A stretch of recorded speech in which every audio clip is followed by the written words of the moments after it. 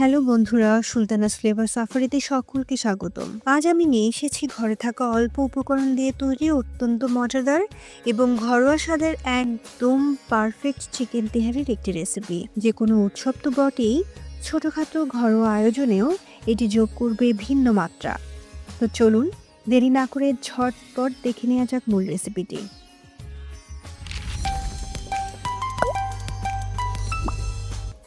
এজন্য প্রথমে চুলায় একটি কড়াই বসিয়ে দিয়ে দিচ্ছি 2 টেবিল চামচ সরিষার তেল। তেল খানিকটা গরম হয়ে এলে দিয়ে দিলাম আগে থেকে সিদ্ধ করে নেওয়া 200 গ্রাম ছোট আলু। দিচ্ছি হাফ চা চামচ লবণ, কোয়ার্টার চা চামচ জিরার গুঁড়া, কোয়ার্টার চা চামচ ধনিয়ার গুঁড়া, কোয়ার্টার চা চামচ মরিচের গুঁড়া। এখন আলুগুলোকে মাঝারি আঁচে 4 থেকে 5 মিনিট ভেজে নিতে হবে। তেহারিতে অনেকেই হয়তো আলু দেন না, তবে আমার কাছে তেহারিতে এই ছোট্ট ছোট্ট আলুগুলো কিন্তু ভালোই লাগে। আলুগুলো হালকা বাদামি রঙের হয়ে এলে একটি বাটিতে তুলে রাখতে হবে।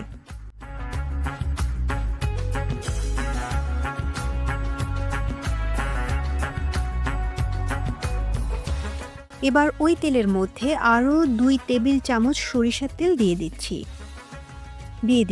4 থেকে 5 টুকরা দারচিনি, একটি বড় এলাচ ও 5টার মতো ছোট এলাচ, 2টি তেজপাতা, 6-7টার মতো লবঙ্গ,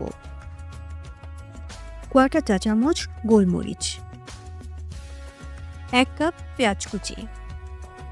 পেঁয়াজ হালকা নরম না হয়ে আসা পর্যন্ত ভাজতে হবে। পেঁয়াজ নরম হয়ে এলে দিয়ে দিচ্ছি 1.5 টেবিল চামচ আদা রসুন বাটা,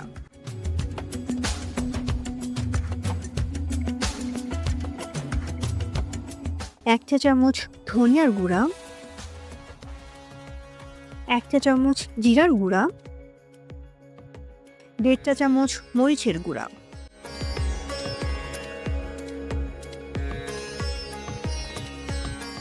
এখন একটু নেড়ে দিয়ে দিলাম 1.5 চা চামচ লবণ।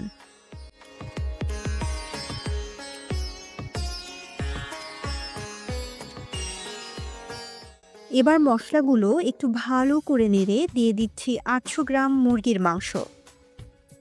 আমি এখানে ব্রয়লার মুরগি রেগুলার সাইজে কেটে নিয়েছি। এখন মাংসগুলো 3 থেকে 4 মিনিট কষিয়ে নেব।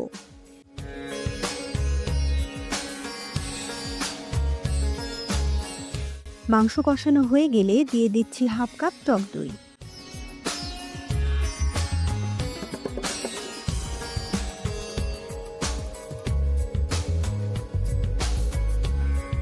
এখন বেশ ভালোভাবে নেড়েচেড়ে ঢাকনা দিয়ে 10 মিনিটের মতো রান্না করব। মাঝে 1-2 বার নেড়ে দিতে পারেন যাতে নিচে লেগে না যায়।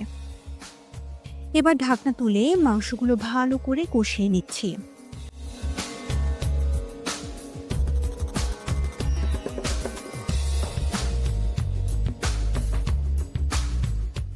কষানো হলে দিয়ে দিচ্ছি হাফ কাপ পরিমাণ দুধ,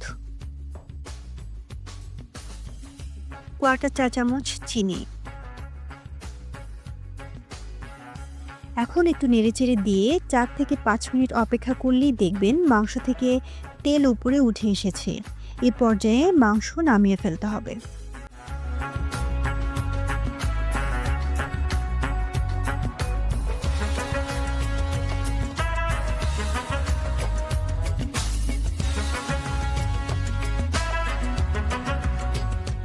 এখন চুলায় একটি কড়াই বসিয়ে দিয়ে দিচ্ছি 2 থেকে 3 টেবিল চামচ সরিষার তেল।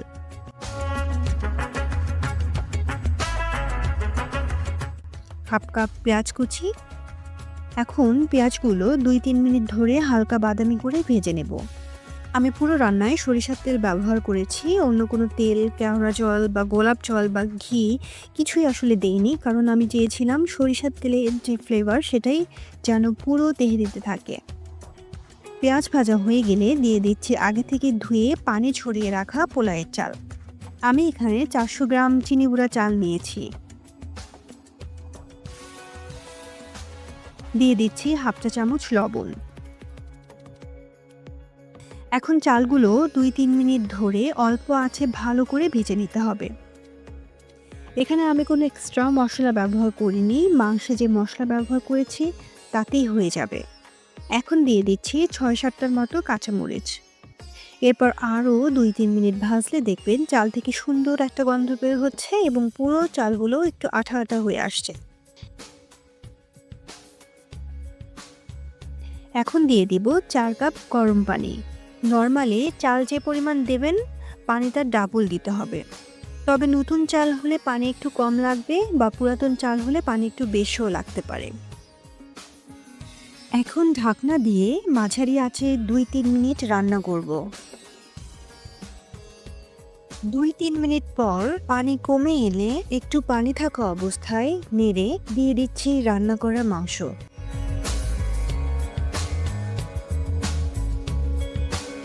সাথে দিয়ে দিচ্ছি ভেজে রাখা আলুগুলো। মাংসগুলো ভালোভাবে চালের সাথে মিশিয়ে নিতে হবে।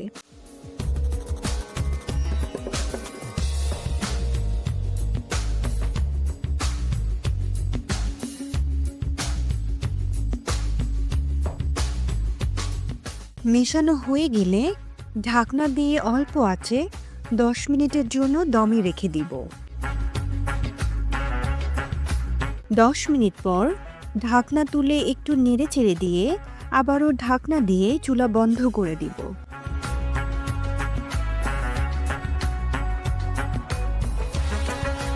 চুলা বন্ধ থাকা অবস্থায় এভাবে প্রায় 5 মিনিটের মতো রেখে দিতে হবে।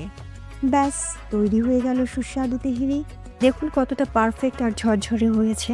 এর স্বাদ এক কথায় অসাধারণ। এটা বানিয়ে যাকেই খাওয়াবেন সেই প্রশংসায় পঞ্চমুখ হয়ে যাবে। একবার করেই দেখুন, আপনি এই রেসিপির ফ্যান হয়ে যাবেন। রেসিপিটি ভালো লাগলে অবশ্যই লাইক, কমেন্টস এবং শেয়ার করবেন। আর যারা এখনও চ্যানেলটি সাবস্ক্রাইব করেননি তারা সাবস্ক্রাইব করে সাথে থাকবেন আর পাশে থাকা বেল আইকনটিতে প্রেস করবেন। তো আজ এ পর্যন্তই, দেখা হবে আগামী ভিডিওতে। সে পর্যন্ত সবাই ভালো থাকুন, সুস্থ থাকুন। আল্লাহ হাফেজ।